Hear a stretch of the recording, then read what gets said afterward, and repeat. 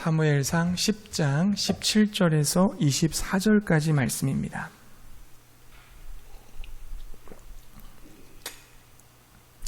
사무엘상 10장 17절에서 24절, 구약 423페이지쯤 있습니다.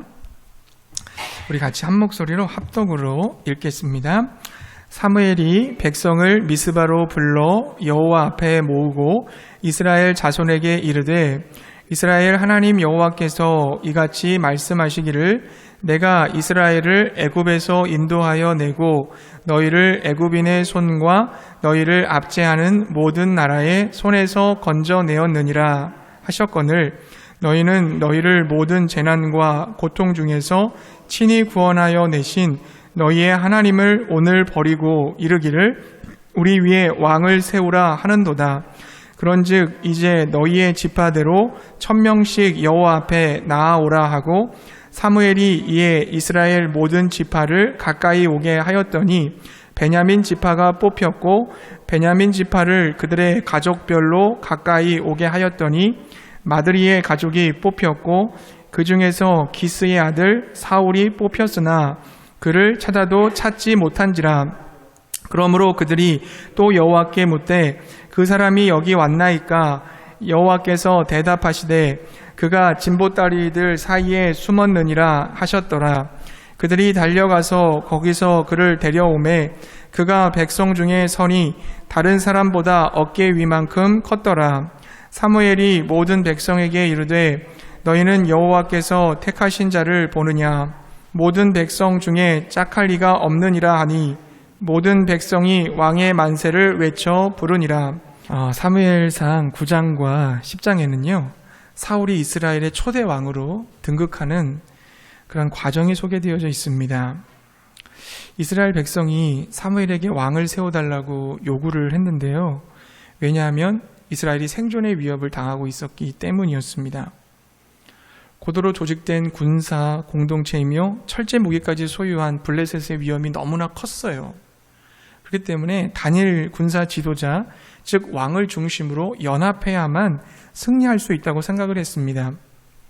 주변의 나라들은 모두 왕정 국가를 이루어서 강력해지고 있는데, 우리도 그들과 어깨를 나란히 하려면, 맞서 싸우려면 왕이 필요하다는 것이었습니다. 그러나 그들의 요구에 대한 하나님의 응답이 뭐였어요? 겉으로 보면 정말 이성적이고 논리적인 제안인 것 같지만, 사람의 마음을 꿰뚫어 보시는 하나님께서는 인간 왕을 요구하는 것은, 이것은 하나님을 거절하는 것으로서 하나님을 향한 불신앙이라는 것을 지적하셨습니다. 무엇보다 하나님을 왕으로 섬기는 것이 아니라 인간 왕을 섬김으로 우상 숭배에 빠질 것이라는 것을 경고하셨습니다. 즉 왕정 국가 자체가 이스라엘을 구원하는 것이 아니라 하나님께서 이스라엘을 구원하신다는 것을 백성들이 깨닫게 되기를 원하셨던 것입니다. 족장시대든 사사시대든 왕정시대든 포로기 시대든 어떤 상황이나 환경, 또 사람이 중요한 것이 아니라 그 시대와 환경을 다스리시고 구원하시는 분이 하나님이라는 사실이 중요한 거죠. 이스라엘 백성들이 그것을 깨달아야 되는데 그것을 믿지 못했던 거예요. 그러나 이스라엘 백성들은 이러한 하나님의 뜻과 의지를 계속 무시하죠. 계속해서 왕을 세워달라고 사무엘에게 요구를 합니다. 결국 하나님께서 왕을 세웁니다. 초대왕, 바로 사울 왕이죠. 그는 처음에 참으로 겸손하고 성실하고 하나님의 말씀을 순종하는 성령 충만한 하나님의 사람이었어요. 그러나 그가 타락하여서 하나님께 버림을 받고 맙니다. 13장부터 15장에서 우리는 사울이 몰락하고 그의 왕권이 무너지는 모습을 보게 되는데요, 이것을 가지고 사람들이 뭐라고 얘기를 하냐면, 사울은 악한 왕이 아니라 비극적 희생양이라고 하는 사람이 있어요. 그러니까 13장과 15장을 나중에 여러분 읽어보시면 사울이 정말로 심각하게 잘못한 것이 없다는 거죠. 여러분, 그때 당시 전쟁을 하려면은 먼저 선지자의 기도가 필요했거든요. 근데 전쟁을 해야 되는데 사무엘이 늦게 오는 겁니다. 그래서 먼저 제사를 지내고 전쟁을 사울이 시작을 했어요. 그게 뭐 그렇게 크게 잘못이냐는 겁니다.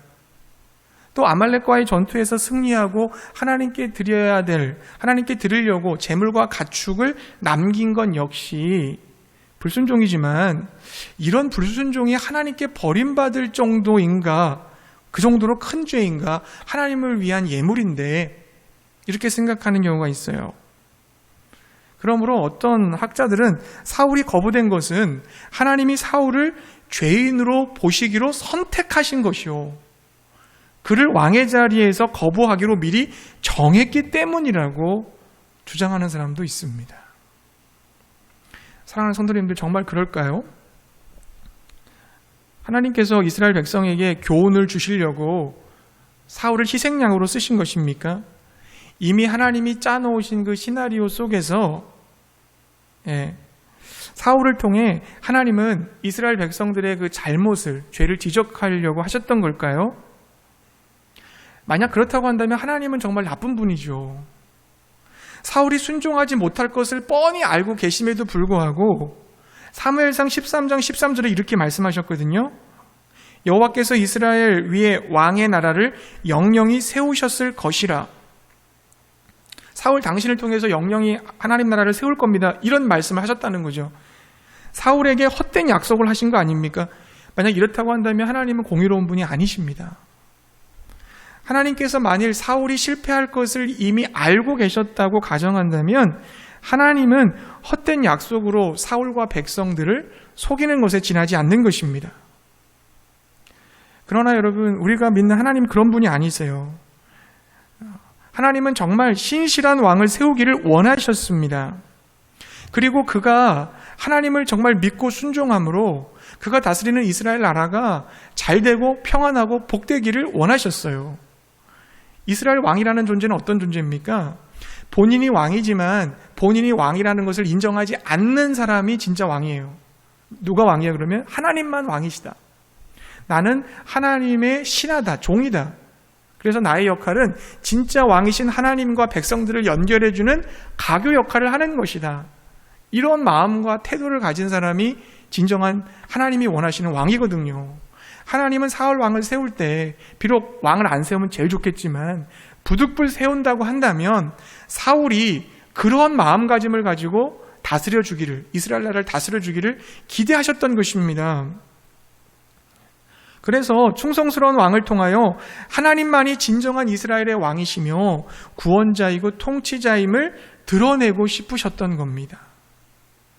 사랑하는 성도님들, 기독교는 숙명론이 아닙니다.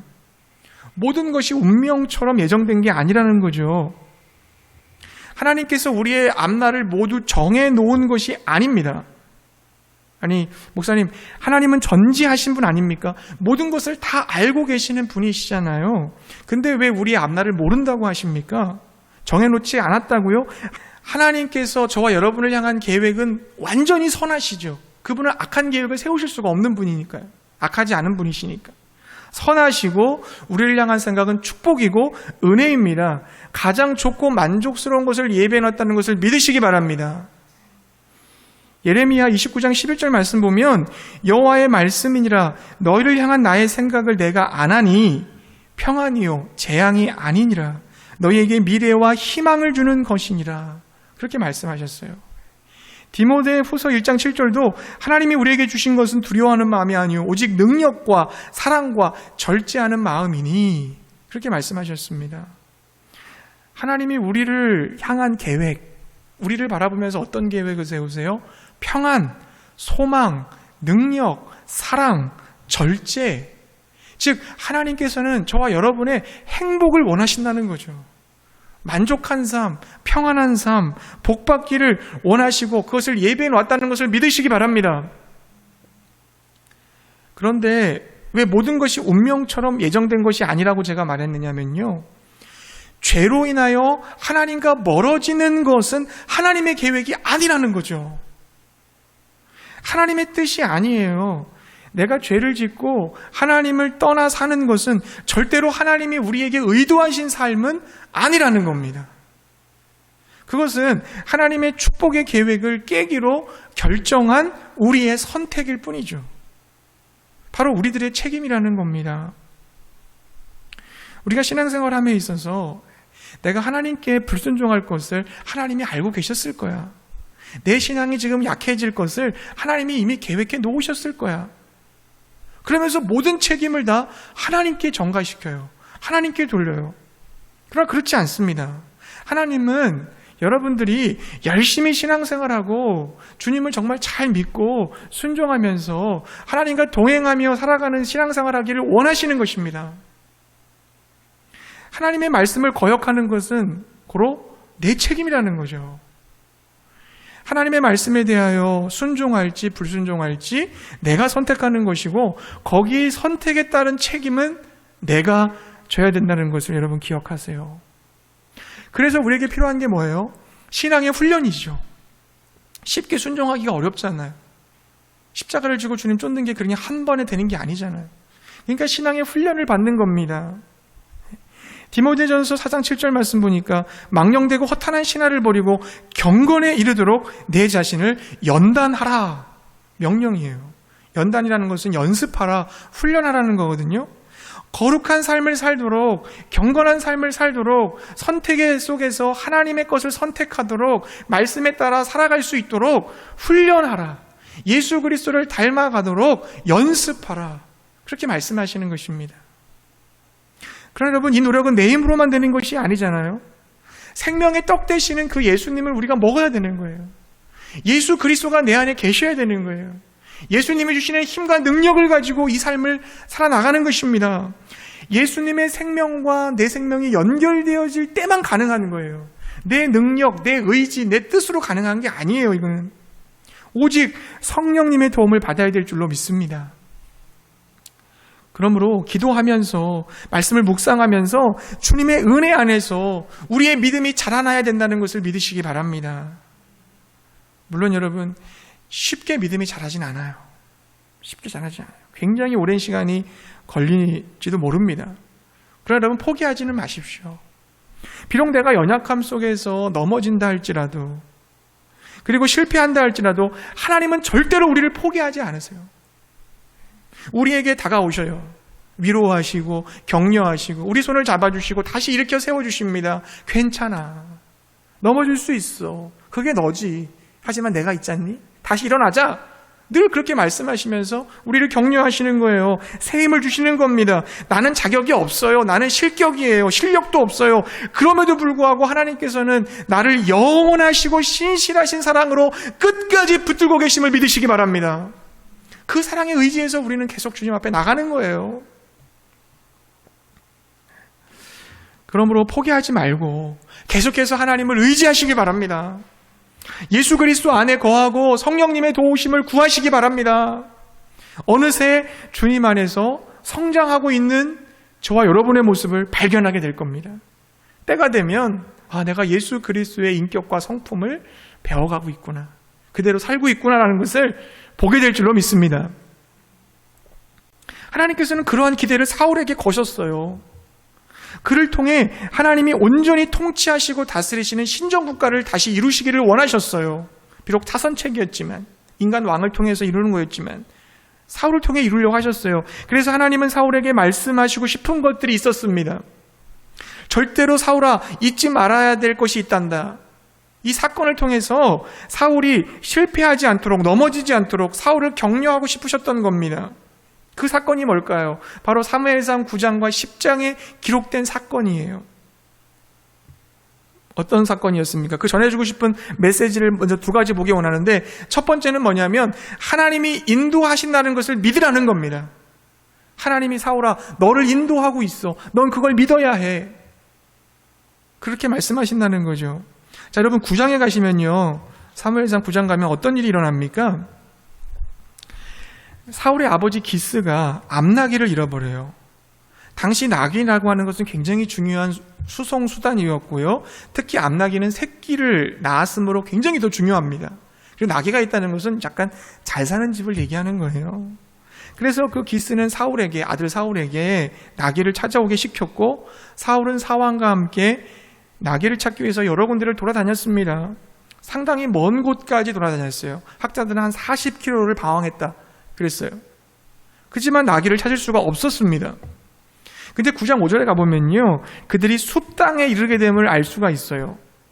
그때 사울이 안 되겠다, 너무 지금 많이 우리 지금 지쳤고 아버지가 기다리시니까 그냥 돌아갑시다, 사환에게 그렇게 얘기를 했어요.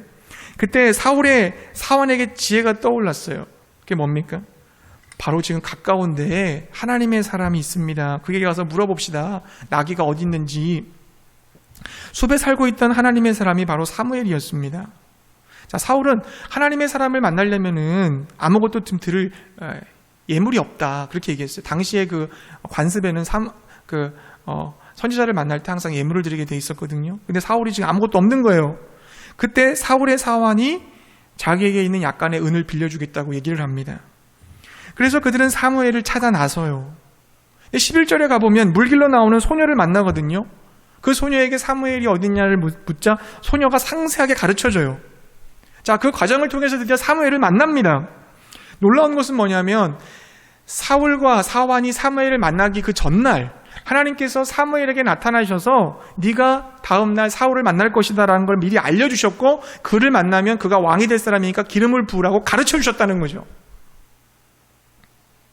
자, 뿐만 아니라 사울을 정말 만났을 때 하나님이 사무엘에게 감동을 주셔서 그가 바로 왕이 되라는 또 감동을 또 주셨어요. 그러니까 사무엘이 어떻게 해요? 사울을 극진히 섬기잖아요. 왕의 자리에, 정말 왕의 자리에 앉히고 그 음식 중에서 가장 귀한 음식을 사울에게 주고 최고의 음식으로 대접하고 마침내 사울에게 10장 1절에 가면 기름을 붓는 장면을 보게 돼요. 왜 하나님은 이렇게 장황하게 말씀하시는 걸까요? 사울이 이 사건들을 경험하면서 뭔가를 깨닫기를 원하셨던 거죠.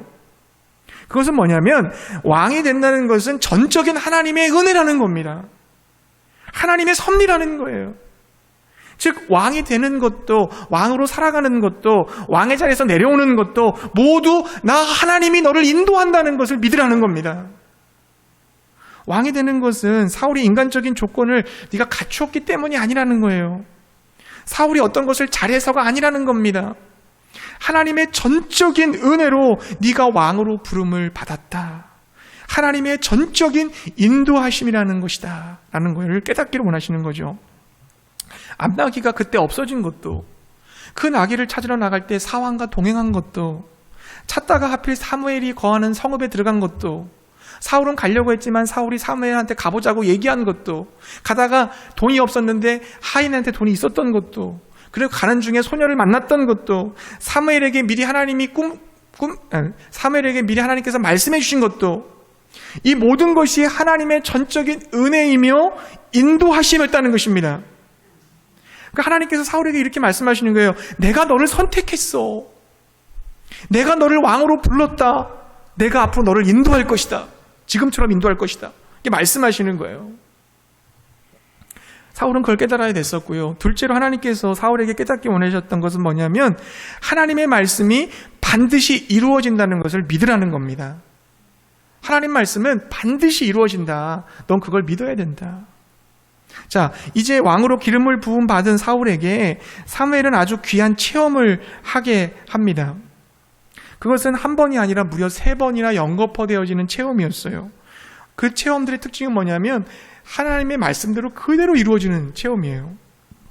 자, 여러분 사무엘상 10장에 가보시면요, 10장 2절부터 6절이 바로 그것을 소개해 주는데 사무엘이 말한 징조가 3가지가 나와요. 자, 2절에 보게 되면 라헬의 묘실에서 만나게 될 두 사람이 사울이 잃어버린 암나귀를 찾았다는 이야기를 할 거라는 거예요. 두 사람이 사울 당신이 잃어버린 암나귀를 찾았습니다. 이런 얘기를 한다는 거고요. 3절에 보게 되면 다볼 상수리 근처를 가다가 베델로 올라가서 세 사람이 염소 새끼 3마리와 떡 3덩이와 포도주 한 가죽 부대를 가졌는데 그 중에 떡 2덩이를 너에게 줄 거다 라고 하는 거예요. 그리고 3번째로 5절에 보게 되면 블레셋 영문에서 만나는 선지자의 무리가 비파와 소고를 연주하면서 오다가 그들을 만나게 될 때 사울 네가 성령의 감동을 받아서 예언을 하고 변화를 받아 새 사람이 될 거다 라고 하는 말씀이었어요. 자, 3가지 징조가 다 일어납니다. 사무엘이 했던 말처럼 똑같이 일어나요. 10장 9절을 가보게 되면요, 그가 사무엘에게서 떠나려고 몸을 돌이킬 때에 하나님이 새 마음을 주셨고 그날 그 징조도 다 응하니라 하나님께서 사울에게 이런 체험을 주시는 이유가 뭘까요? 하나님의 말씀은 반드시 이루어진다. 그걸 깨닫게 하기 위해서요. 하나님 말씀은 절대로 막연한 게 아니다. 그냥 뜬구름 잡는 얘기 아니다. 하나님 말씀하신 것은 반드시 이루어진다. 100% 구체적으로 실현된다는 것을 믿으라는 거예요. 한 가지 더 볼 것은 뭡니까? 사울이 왕으로 기름 부음 받는 사건. 우리가 읽은 본문 말씀이거든요. 자, 사무엘상 10장에서 사무엘은 이미 사무엘 10장 1절쯤에서 사울의 머리에 기름을 붓고 왕으로 임명을 했어요. 이것은 사무엘과 사울끼리만 한 거잖아요. 사울 사이에서만 벌어진 일이잖아요. 그러나 이스라엘 백성 전체가 보는 앞에서 사울은 하나님이 택한 왕임을 증명하고 기름 부음을 받아야 됐어요. 그 사건을 우리가 읽은 본문에 나온 겁니다.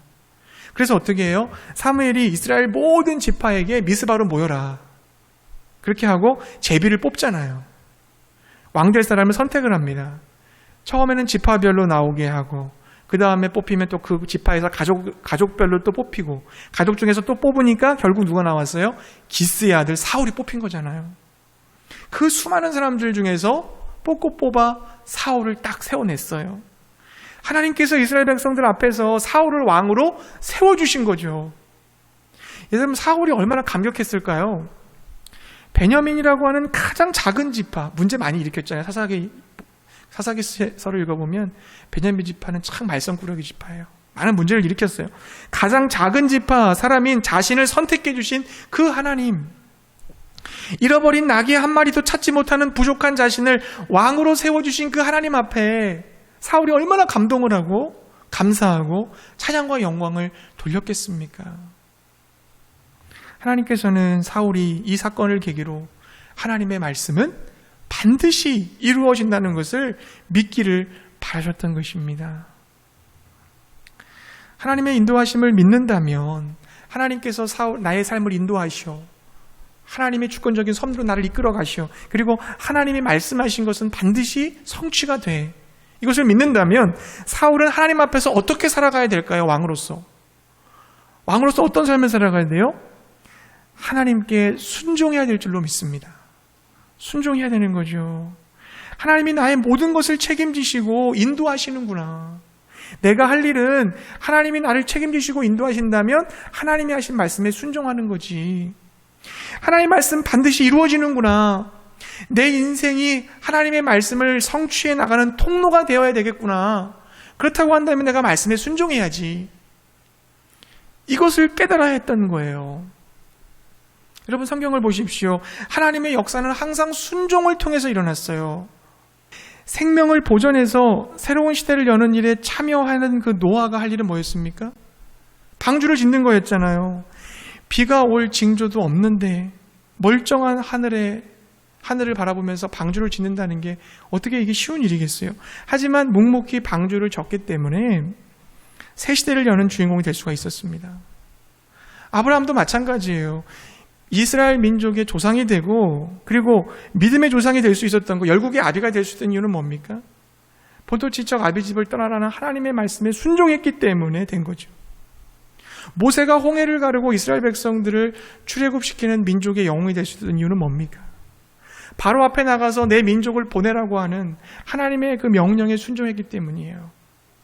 나병 환자인 나아만 장군, 기적적인 치유 앞에서 먼저 한 일은 뭡니까? 선지자가 얘기했던 것처럼 요단강에 가서 몸을 7번 담그라는 말에 순종한 거잖아요. 에스더를 생각해 보세요.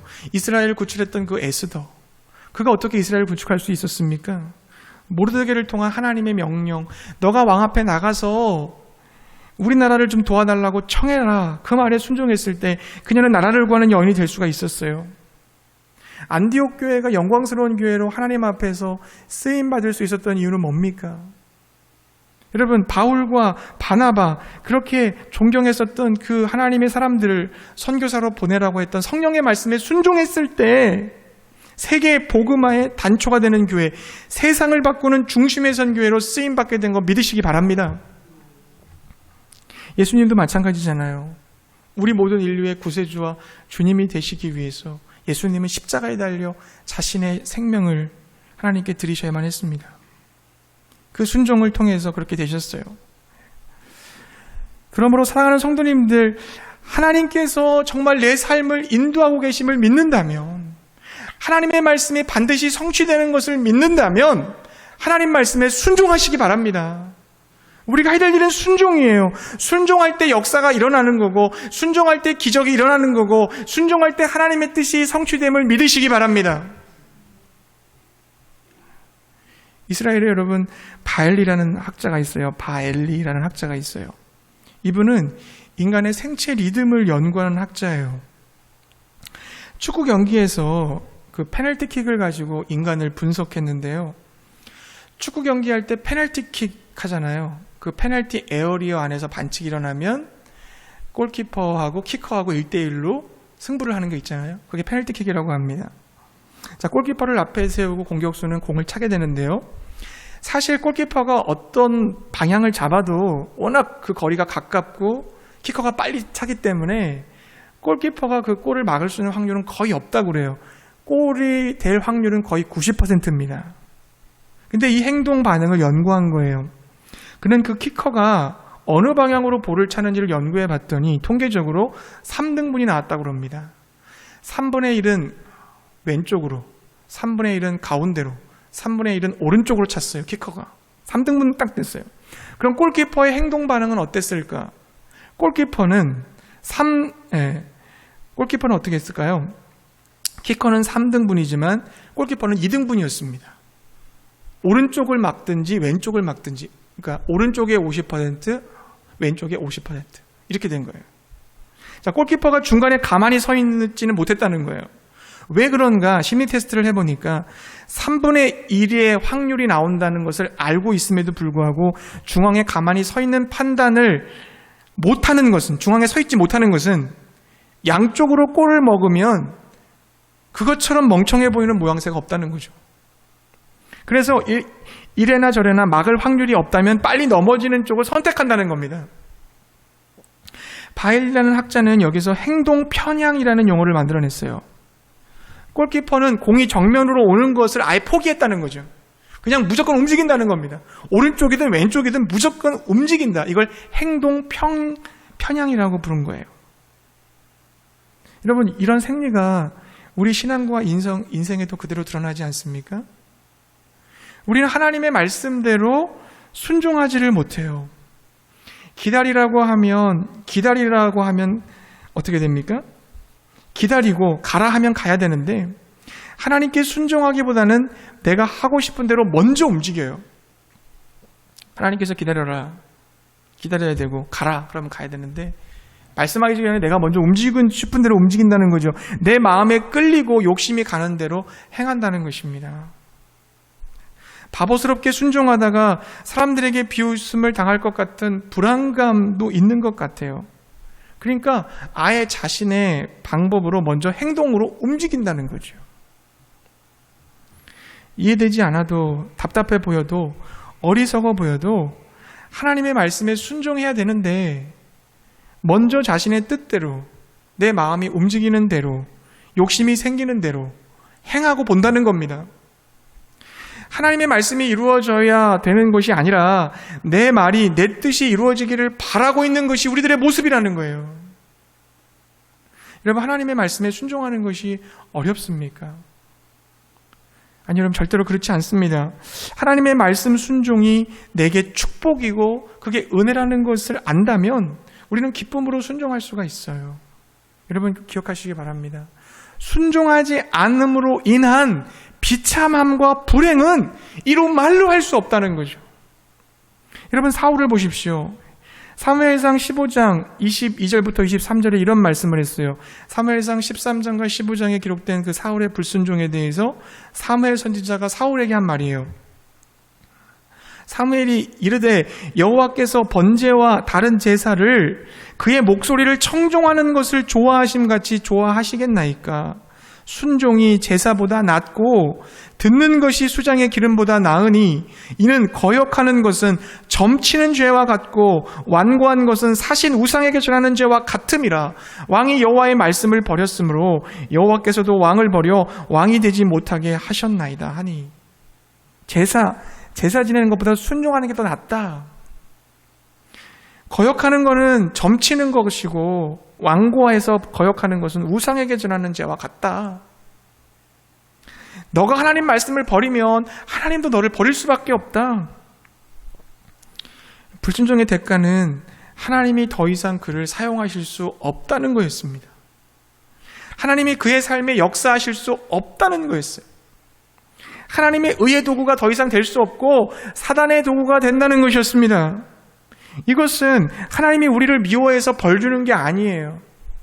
계란이 바위를 부딪히면 어떻게 됩니까? 깨지는 건 당연한 거잖아요. 하나님의 말씀에서 벗어나게 되면 어떻게 됩니까? 죽는 거죠.